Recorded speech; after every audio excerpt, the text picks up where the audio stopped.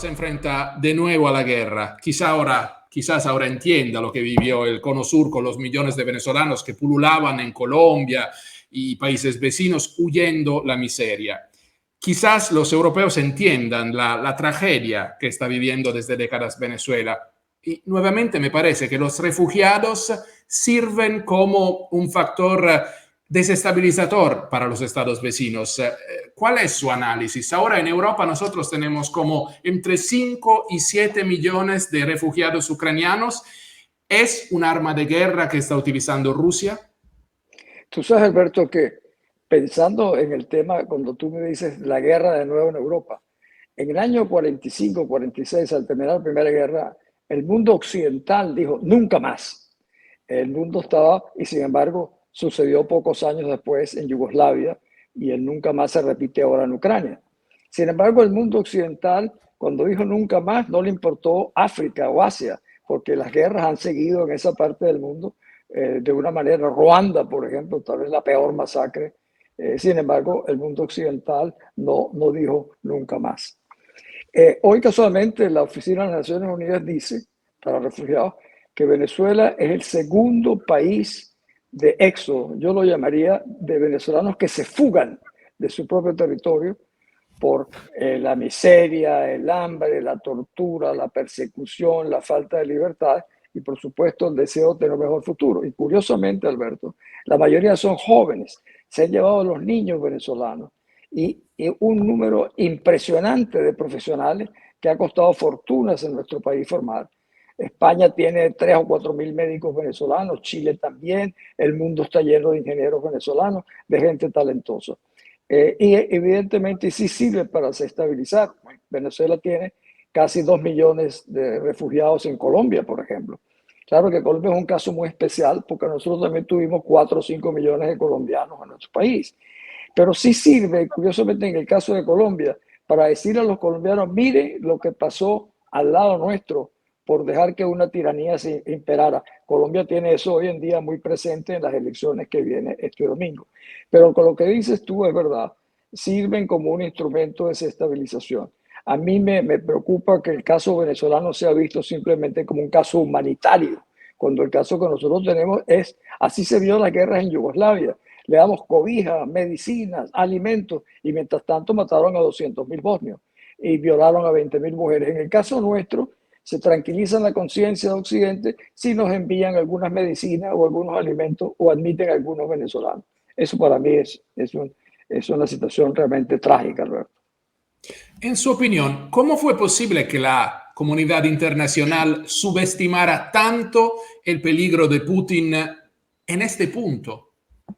Fíjate, yo fui testigo en el Consejo de Seguridad cuando comenzó la guerra en Bosnia, en la antigua Yugoslavia. Y Rusia jugó un papel extraordinario desde el inicio de esa confrontación, de esa guerra, apoyando a Slobodan Milosevic, que era el nacionalista tirano de Serbia, y siempre estuvo Rusia detrás ayudándolo. ¿Y en qué lo ayudaron a Milosevic? En que se cogieran 2/3 partes del territorio de Bosnia y Herzegovina. Lo mismo que Putin está haciendo o intenta hacer en Ucrania. Ya se tomó en el año 2014 un pedazo, ahora luego se tomó otro más y ahora pretende tomarse otra parte del territorio. Es el mismo comportamiento. Y Occidente nunca criticó ni censuró a Rusia por el rol que jugó en Serbia, en el caso de Serbia. Yo acabo de publicar un libro que se llama Guerra y Terrorismo en el corazón de Europa, donde hablo de ese tema y censuro que la comunidad internacional nunca censuró a Rusia por ese comportamiento. Exactamente igual como se repite en el caso de Georgia, como se repite en el año 2014, con una especie de pequeños regaños al señor Putin, que interpretó eso como una luz verde, y la luz verde nos ha llevado a la tragedia que hoy en día vivimos en Ucrania. En Colombia hay una frase que me gusta mucho, dicen, lo barato sale caro. Esto es un poco como lo que ha pasado en Europa. Europa, la Unión Europea, sobre todo Alemania e Italia, compraron gas a Rusia a un precio muy, pero muy bajo, pero al hacerlo le dieron los pies y las manos a una dictadura. ¿Por qué los europeos han sido tan ciegos? Es increíble que un continente europeo que vivió tragedias de ese género, claro, no vieron a los rusos metidos en Europa, pero los vieron al lado y vieron lo que los soviéticos que los precedieron hicieron en la misma Alemania, eran los mismos rusos, con en esa época con unos distintivos distintos que hoy en día parece comportarse como aquellos soviéticos que entraron a Alemania. Yo creo que curiosamente la falta, es impresionante que un país con tanta gente inteligente, un europeo, no pudiesen prever. Yo creo que ha prevalecido un gran temor a Rusia durante muchos años. Evidentemente, Rusia es un país grande y peligroso por ser un poder nuclear. Y eso apaciguó a Alemania fundamentalmente, luego Italia misma, Francia. Todos han tratado de una u otra manera de no molestar a Putin. Me recuerdo que una resolución del Consejo de Seguridad para crear áreas seguras en Bosnia estaba a punto de fracasar porque la comunidad internacional quería asegurarse de no molestar a los rusos para que Yeltsin pudiese ser elegido en unas elecciones. O sea, el acomodo a los rusos me recuerda mucho lo que está aconteciendo ahora con China. China es el país menos criticado y censurado en las Naciones Unidas, a pesar de tener un prontuario horrible de violaciones a los derechos humanos. Pero hay un terror de alguna manera molestar al gobierno chino. Y luego podemos ver en el futuro qué acciones van a tomar los chinos viendo el comportamiento de Occidente en el caso de Ucrania. ¿Qué opina usted del trágico pragmatismo chino? Es decir, Xi Jinping tiene problemas en casa, sobre todo porque la gente está harta de la COVID, está harta de la falta de trabajo, de la falta de libertad económica, de empresa, social, pero parece que China está a la ventana esperando de ver lo que pasa entre Ucrania, Rusia y Unión Europea. ¿Cuál es su lectura de lo que está pasando? Mi impresión, yo fui a China con el presidente en la época donde comenzó realmente el cambio en China. Me recuerdo hablando con uno de los principales jerarcas chinos. Yo le preguntaba, bueno, ¿y en qué año ustedes creen que van a hacer al nivel económico de los Estados Unidos? Bueno, 25, 30. Los chinos tienen un sentido del tiempo muy distinto a nosotros. Yo creo, Alberto, que este permanente asedio a Taiwán de los chinos es algo que lo utilizan con una gran inteligencia. Es una manera, no es porque lo vayan a hacer, sino es para tener al mundo siempre pendiente de que lo podrían hacer. Y mientras tanto van ganando espacio. Por ejemplo, América Latina se ha convertido en el primer espacio económico que ellos tienen, realmente insólito, donde la mayoría de los países de América Latina tienen un comercio predominantemente con los chinos, que hoy, mañana o pasado va a afectar tremendamente las decisiones políticas, porque va a ser como Alemania, como tú estabas señalando, van a estar enganchados a los chinos. Pero entonces yo creo que el asedio o la posible amenaza a Taiwán no creo que es para ejecutarla, sino para que el mundo les tenga respeto, cuidado y temor de pronunciarse, porque ellos podrían utilizar esa carta. Esa es mi opinión. ¿Y qué opina usted? En su opinión, ¿cuál es la posición de la gente, de la opinión pública de la región latinoamericana frente a la guerra? Desinterés, proximidad a la Rusia. El imperialismo ruso en América Latina ha cansado a la gente. Los latinos prefieren, por ejemplo, como decía usted, el soft power, el poder económico, la influencia económica, la posibilidad de hacer negocios de los chinos y no quieren la presencia militar casi imperialista de los rusos. Pues fíjate, es una pregunta muy interesante que puede tener distintas y múltiples respuestas.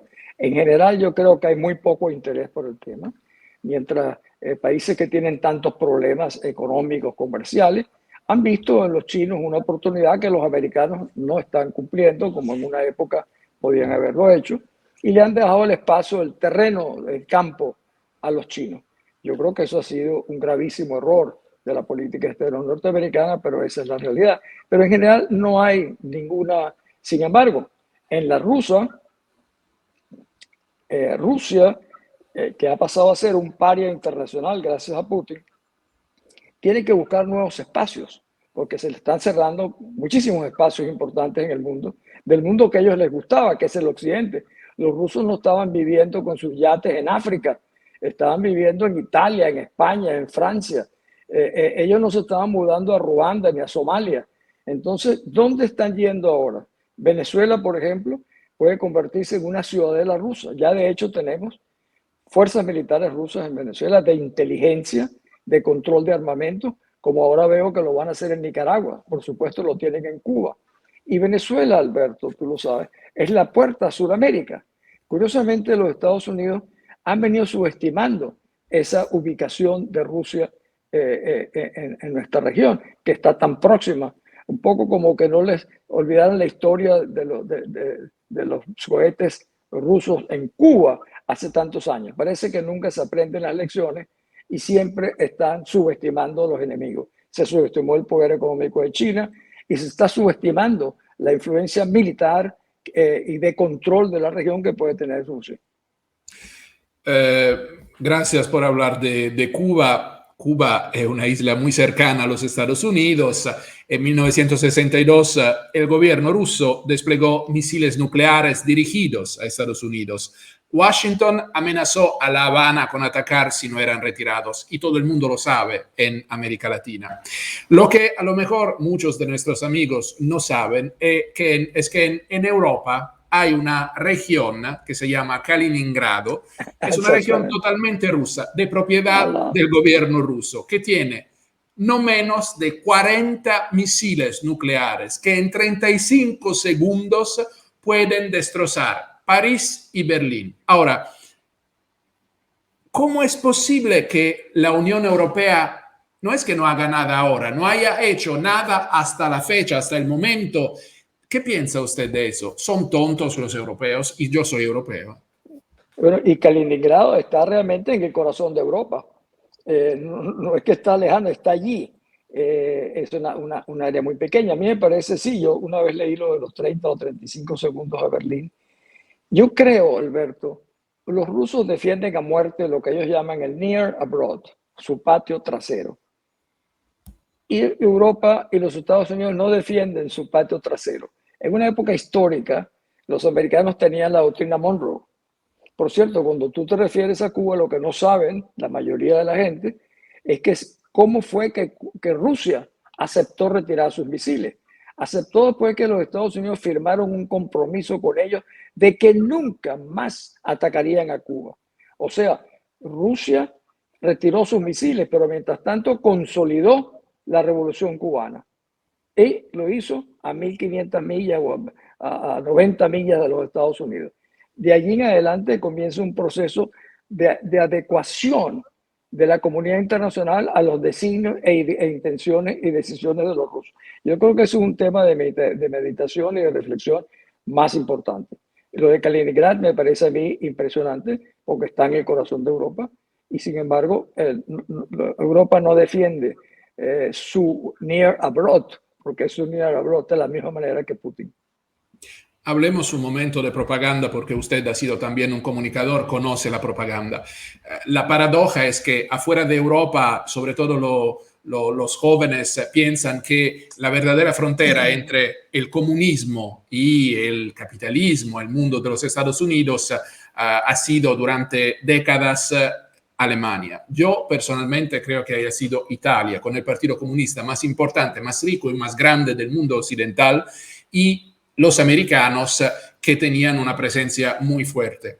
En los últimos 10, 15 años, la presencia rusa en Italia ha sido muy fuerte, con inversiones, y ahora estamos bajo propaganda, bajo una guerra de propaganda, porque en ningún país europeo los propagandistas pro Putin están tanto en la tele. ¿Qué opina usted? Hoy, por ejemplo, el primer ministro italiano Draghi, junto al canciller Scholz y al presidente Macron, estuvieron en Kiev hablando con el presidente ucraniano Zelensky. Pero me parece que, por ejemplo, Draghi está solo, es decir, que la mayoría del Parlamento y casi el 40% de la opinión pública italiana está bajo este bombardeo de noticias falsas pro Putin. ¿Qué puede pasar? ¿Por qué Italia, según usted? Bueno, fíjate qué curioso. A mí me llamó mucho la atención que el más renuente al principio en la comunidad europea y a la misma NATO fue Italia. Justamente ahora veo por qué yo no conozco suficiente lo que está aconteciendo en Italia como para ser más detallista sobre ese problema, pero no hay duda de que Italia tiene ese pasado que tú estás señalando, donde había un gran sector político afiliado a la Unión Soviética en la época y que todavía tienen que haber sentimientos de mucha parte de la comunidad por Rusia. Y los instrumentos, por ejemplo, Sputnik, el sistema de comunicación que tienen los rusos, muy poderoso, lo tenían aquí mismo instalado en las Naciones Unidas. A mí varias veces entrando a las Naciones Unidas, el primero que se acercaba era una reportera de Sputnik. O sea, estaban permanentemente buscando influenciar la opinión pública. Y eso ha pasado desapercibido para los que debieran ponerle un poco más de atención a ese tema. Pero lo de Italia realmente yo creo que lo único que se me ocurre es eso y la importancia económica que tiene Italia, la importancia económica que las inversiones italianas, rusas en Italia, entiendo son superiores a las que hicieron en Inglaterra o en Francia. En Inglaterra y en Francia compraban grandes apartamentos, casas, yates. En Italia invertían en lo que es la base italiana de la economía, que es la industria italiana, que es la que le ha dado la prosperidad y la riqueza a Italia. Solo para explicar a quien nos escucha, por ejemplo, a qué punto llega la propaganda rusa. Rusia es el país más grande, más extenso en el mundo y tiene un PIB como lo de España, que es Sí. como una microregión casi del país. Entonces se puede entender por qué hay una analogía entre la cleptocracia en Venezuela y la cleptocracia en Rusia. ¿Podría ser esta guerra el comienzo del fin de Putin, según usted? Caramba, como dicen los americanos, en wishful thinking, todo indicaría que las sanciones comienzan a tener efecto, la reducción de la economía va por el 15%, la sustitución de partes, en fin. Y ahora por eso Putin ha invocado el nombre de Pedro el Grande. Él está reencarnando a Pedro el Grande como una manera de animar al pueblo ruso. Yo creo que todos los indicadores de continuar la presión, sobre todo de Europa, y la presión de los Estados Unidos a Rusia, debiera, y que se conoce, el problema en Rusia es las restricciones a la libertad de comunicación y expresión. Sin embargo, las redes sociales han sido poderosas en ese sentido, al punto que uno sabe lo que le está pasando al Navalny casi a las 3 horas de lo que aconteció en Rusia. O sea, no han podido liquidar completamente el sistema. Yo diría que el problema con Rusia es que Rusia es el país que el principal extorsionista del mundo, es Putin, armado con bombas nucleares, y eso es lo que ha permitido que haya conquistado todo este espacio. Que por cierto, Alberto, me hace pensar, nosotros tuvimos un precedente histórico en la primera invasión, cuando los americanos sacaron a los iraquíes de Kuwait. Imagínate que no hubiese, que Bush padre no hubiese creado una alianza que fue aprobada por las Naciones Unidas para sacar a Hussein de Kuwait. Bueno, el mundo árabe seguramente habría sido conquistado por el señor Hussein y tendríamos un mundo absolutamente peor. O sea, hubo un momento en que el mundo detuvo a una persona que había invadido otro país. Sin embargo, en el caso de Rusia, acá no está pasando exactamente igual, a pesar de que la destrucción que ha causado Rusia a Ucrania es muy superior a la que Hussein causó durante la invasión a Kuwait. Eso es algo que los europeos debieran meditar un poco. Yo creo que no exista un imperialismo, existen los imperialismos, el imperialismo de China, de Rusia, de los Estados Unidos también, que han hecho muchos errores y muchos horrores en varias partes del mundo. Pero el hecho que usted vive en Nueva York, que vive y conoce los Estados Unidos, ¿por qué con Obama, con Trump, ahora con Biden, están tan enfocados con China y se olvidan del resto del mundo? Porque podemos decir que ha sido un error, por ejemplo, dejar tantas armas, miles de millones de euros en sistemas de armas en Afganistán, ahora subestimar, porque es cierto que advirtieron a Kiev de la presencia militar de los rusos en diciembre y en enero de este año. Pero ¿cómo ha sido posible que los americanos se hayan retirado tanto? Bueno, primero me gustaría aclarar para la que nos escuchen que yo soy un exilado. Vivo en Nueva York porque estoy exilado. Tengo una orden de arresto en Venezuela de hace ya casi 6 años que me impide regresar a mi país, pero no me impide pensar y opinar sobre Venezuela. Lo que tú estás diciendo de los Estados Unidos, es curioso, me permito hacerte un pequeño, regresar un poco. La famosa doctrina Monroe, que es tan criticada por algunos, en el caso de Venezuela, fue una bendición. En el año 1895, cuando los ingleses, que era el primer imperio del mundo, como dicen imperiales, querían quitarnos lo que hoy en día es Guyana en un 90%, un presidente norteamericano, Cardinal Coles, impidió que los ingleses hicieran eso. Y luego, en el año 1902, 1903, Italia, por cierto, Alemania, Inglaterra, bloquearon los puertos navales, los puertos de Venezuela. Y el presidente Theodore Roosevelt los sacó de la América. O sea, la aplicación de la doctrina Monroe salvó a mi país en ese periodo que estamos viviendo. Sin embargo, ahora no hay, aparentemente, tú dices, los americanos trasladaron su lupa y sus intereses desde hace mucho tiempo. En Afganistán pasaron 20 años para luego entregárselo a los mismos que fueron sus socios originales para sacar a los rusos. 20 años después se lo entregan a esta misma gente y no solamente eso, le dejan un capital, como has dicho tú, tecnológico, militar, de primera magnitud, que si lo tuviera el señor Zelensky hoy en día en Ucrania, realmente el cambio se vería de inmediato. Nosotros, yo lo veo, y he hablado con muchos dirigentes norteamericanos, pero nosotros no somos el backyard de ustedes, nosotros somos el front yard, porque estamos al lado de ustedes, no es que estamos detrás, estamos al frente de ustedes. Y yo creo que ustedes siguen subestimando lo que, por ejemplo, el acuerdo reciente, cuando fue este año entre China y Rusia, donde en el fondo acordaron un poco dividirse ciertas partes del mundo e incluso hasta crear un nuevo derecho internacional. Decían, por ejemplo, ¿qué son los derechos humanos? Eso tiene que ajustarse a la cultura, antecedentes de nosotros, y no como lo están interpretando algunos como un instrumento de ataque, la defensa de los derechos humanos. Rusia y China, imagínate, el poder comercial de China, económico de China en América, unido a los sistemas de inteligencia militar de los rusos, es una combinación muy peligrosa para toda nuestra región. Sin embargo, aparentemente, como tú muy bien lo señalas, sigue la mirada sigue enfocada a otra parte del mundo, en este caso, una obsesión con China, que no la están mirando en América Latina como que si fuese algo marginal a lo que China está haciendo en el resto del mundo.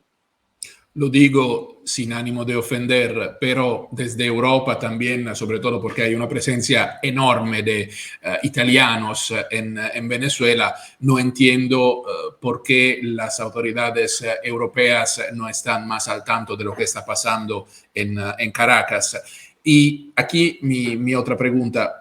El mundo tiene hambre, pero también tiene sed de crudo.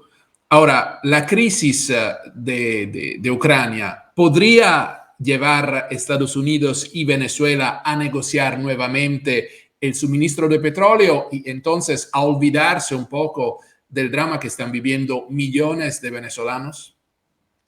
Alberto, si algo aprendí yo mientras estuve en el Consejo de Seguridad de las Naciones Unidas, es que las grandes naciones solamente actúan en función de sus intereses nacionales particulares y que están dispuestos a negociar en la medida en que se beneficien o no se perjudiquen sus intereses.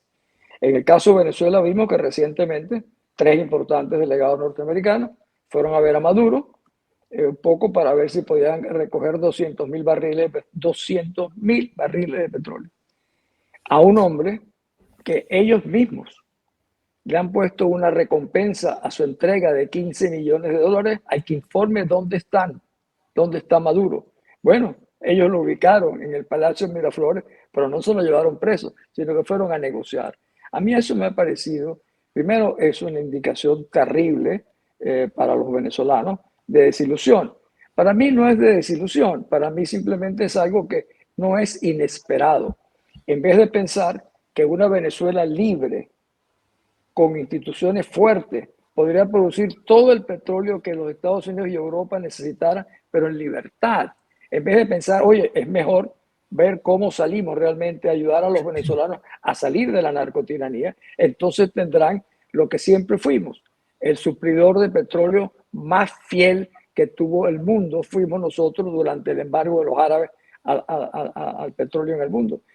Solo en libertad y en democracia nosotros podríamos ser una fuente importante de energía.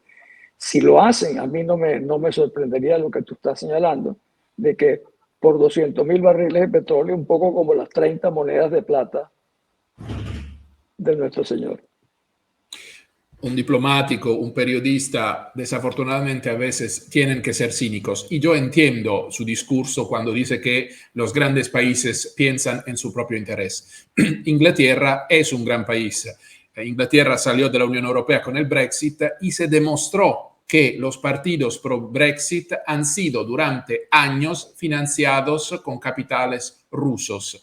Lo que está pasando en Venezuela no es un suicidio también a nivel estratégico, geopolítico para los Estados Unidos. Y me permito también decir, esta semana, este domingo, se vota en Colombia. Me gustaría saber también, conocer lo que opina usted, porque Petro, entre comillas, desafortunadamente, lo conocemos todos. Y la derecha es todavía más culpable porque no encontró un candidato efectivamente, no sé, más joven, porque no puedo creer que un país tan grande como Colombia no tenga una persona de menos de 77 años como candidato de derecha. ¿Qué opina usted? Me permites primero decirte una cosa, cuando hablaste de Inglaterra, yo no puedo creer que el Reino Unido esté enviando a Ruanda a las personas que han huido de Ruanda. Esto es un precedente gravísimo para el mundo, porque si otros países comenzaran a aplicarlo, yo me imagino Italia, el resto de la comunidad europea, primero hay un principio internacional que uno no regresa a la gente donde está huyendo. Es una violación del derecho internacional, pero es una manera inhumana. Eso sería el mismo proceso que los norteamericanos comiencen a enviarlos a Haití, a Cuba. Yo creo que Inglaterra ha roto una norma internacional gravísima y para mí condenable. Ahora, el segundo punto que tú estás Era de hablando Colombia. ¿Qué opina de usted? Colombia, Y sobre todo bueno, el hecho que Estados Unidos no considera un riesgo la existencia misma de la cleptocracia venezolana como base de envío de droga, como peligro porque hay Hezbollah, hay criminales, delincuentes, terroristas ahí en el suelo venezolano y no se lo merece el país. mira, los Estados Unidos, en el caso de Colombia, apoyaron un proceso de paz sin consultar a nosotros los venezolanos, que somos los que sufrimos las consecuencias del problema. Igual que Obama reinició relaciones diplomáticas con Cuba sin consultarnos a nosotros, sin involucrarnos, en lo cual, siendo nosotros un país ocupado, como tú lo sabes, por fuerzas cubanas de inteligencia, policía, etcétera. O sea, ellos han tomado decisiones unilateralmente sin importarle a las consecuencias que tienen para los vecinos. Hoy el secretario de Estado Blinken dijo, nosotros trabajaremos con cualquiera que sea el presidente de Colombia. Yo entiendo eso. Lo que no entiendo es la necesidad de que comiencen a decirlo anticipadamente, porque es equipararlos. Hay en el mundo, y tú no me lo preguntaste, pero te voy a decir, López Obrador, en su mensaje, porque él fue el primer orador de la cumbre de las Américas, a pesar de no haber ido, está intentando equiparar las democracias con las dictaduras. O sea, son iguales, con lo cual es la manera de desprestigiar a las democracias legítimas. Bueno, eso es lo mismo que estaría contribuyendo Blinken. Es igual Petro, el guerrillero, que ya ha dicho claramente lo que va a hacer, no nos importa, y el otro señor simplemente es un señor mayor. Lo curioso es que Colombia, tú lo dijiste, la culpa es de los colombianos. Se repite la historia de Venezuela. Chávez, la única vez que fue electo realmente en un proceso democrático fue durante nuestro gobierno. ¿Y qué pasó? Que los partidos políticos, que eran los importantes, se dividieron en 3 o 4. Resultado, Chávez ganó con el 30%. Igual el caso de Petro. Los colombianos tenían que haber escogido a uno. Si hubieran escogido a uno, ese seguramente habría sido el ganador de las elecciones de mañana. Puede que lo sea este señor, que por cierto tiene la misma edad de Biden, pero se ve mucho más activo y mejor coordinado y maneja sus expresiones de una manera más fluida de lo que Biden está haciendo. Aparentemente los años a este señor ingeniero Hernández le han tratado mejor que al señor Biden. Mi última pregunta, y agradezco muchísimo a las personas que nos envían preguntas, pero no podemos más allá de una media hora. La oposición venezolana, ¿qué pasa? ¿Qué puede hacer? Porque hemos visto que ahora, por ejemplo, la oposición o la derecha, los conservadores colombianos, efectivamente podrían perder las elecciones frente a Petro porque van divididos. No digo que la oposición venezolana sea de derecha, la oposición venezolana contra la dictadura, contra el régimen, ¿qué podría hacer? Desde Alberto, afuera hemos visto varios errores. ¿Usted qué opina? Voy a hacer un ejercicio semántico. En Venezuela no hay oposición, en Venezuela hay posiciones. Posiciones del señor fulano de tal, etcétera, etcétera, que no representan, porque cuando tú estás en manos de una narcodictadura, tiranía, no puede haber oposición. Oposición en Inglaterra, en Italia, en Francia. Tiene que haber resistencia y esa resistencia no está unida. Y yo no conozco ningún país que haya salido de una tragedia como la nuestra, en la cual los locales no hayan jugado un rol para activar, animar y hacer reaccionar a una sociedad. Por lo contrario, esas posiciones han venido amortiguando, reduciendo el entusiasmo de poder salir y rescatar la libertad, porque parece un ejercicio en el cual los que han tenido esta responsabilidad de lo que llaman el interinato, que ha manejado importantes sumas de recursos de bienes que Venezuela tiene en el exterior, ha sido la experiencia más opaca, más oscura que yo conozca a los salgos de la democracia venezolana. Entonces, eso ha contribuido a desanimar en gran medida y al pueblo, pero al mismo tiempo a que los sectores, digamos, medios comiencen a pensar que no hay salida, porque esta gente es igual y se comporta de la misma manera, porque ya la corrupción se ha masificado. No es simplemente los que roban, no solamente son los de Maduro, roban también algunos que han tenido la oportunidad de manejar recursos, o esa es la imagen que proyectan el país. Eso lo que hace es debilitar. Entonces, no habrá salida hasta que no haya un reconocimiento de cuáles son los venezolanos que legítimamente representan al país. Hoy, en todas las encuestas, incluso no aparecen, son rechazados todos, los de Maduro y los de las llamadas posiciones u oposición. Entonces, mientras no surjan personas que no tengan nada que ver con ese pasado político, mi querido amigo Alberto, veo muy difícil que se pueda aglutinar y hacer reaccionar e inspirar a una sociedad como la nuestra. Nadie quiere morir y yo lo entiendo, lo entiendo primero. Tengo muchos amigos en Venezuela que se han ido, pero podría, por ejemplo, una nueva administración que sea republicana, democrática en Estados Unidos, efectivamente empujar una revolución, algo que pueda efectivamente provocar un cambio de régimen en Venezuela, según usted, y es mi última pregunta. ¿Aló? Sí. Se fue tu voz, te fue tu voz. No, no, Sí, le digo, una nueva administración de cualquier color, de cualquier partido en Estados Unidos podría efectivamente empujar, ayudar una nueva revolución venezolana que pueda permitir un cambio de régimen, o no hay esta oportunidad y el cambio tiene que venir desde adentro del país. Si no hay un cambio, una reacción realmente importante, organizada de los venezolanos, no hay nadie del exterior que venga a hacer la tarea que le toca hacer a los venezolanos. Esto es decir que venga de los Estados Unidos o de la Corte Penal Internacional o de la Organización de Estados Americanos, no. Eso es pretender sustituir el esfuerzo de otros por el esfuerzo que hemos hecho en muchas oportunidades, pero que debemos seguir haciéndolo si realmente queremos el rescate de la libertad. Lo que pasa es que ahora en día estas posiciones quieren hacer elecciones, a diferencia de Colombia. En Colombia hay instituciones serias, formales, democráticas y libres. Y a pesar de eso, lo que puede suceder en Colombia, si Petro pierde, como a mí me gustaría, ya la propia hijo de Petro dijo que había manifestaciones en Colombia más graves que la que sucedió en el pasado. O sea, en Colombia podemos tener días muy difíciles, duros, a partir de las elecciones del domingo, si el ingeniero Hernández ganara.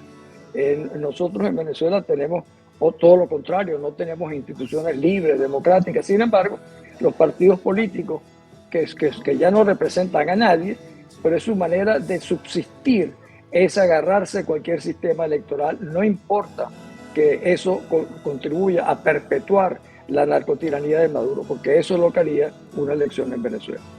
Y yo no creo que los Estados Unidos nos van a sustituir. Embajador, muchísimas gracias por esta charla. Gracias. Gracias a ti, Alberto. Un placer de verte. Gracias.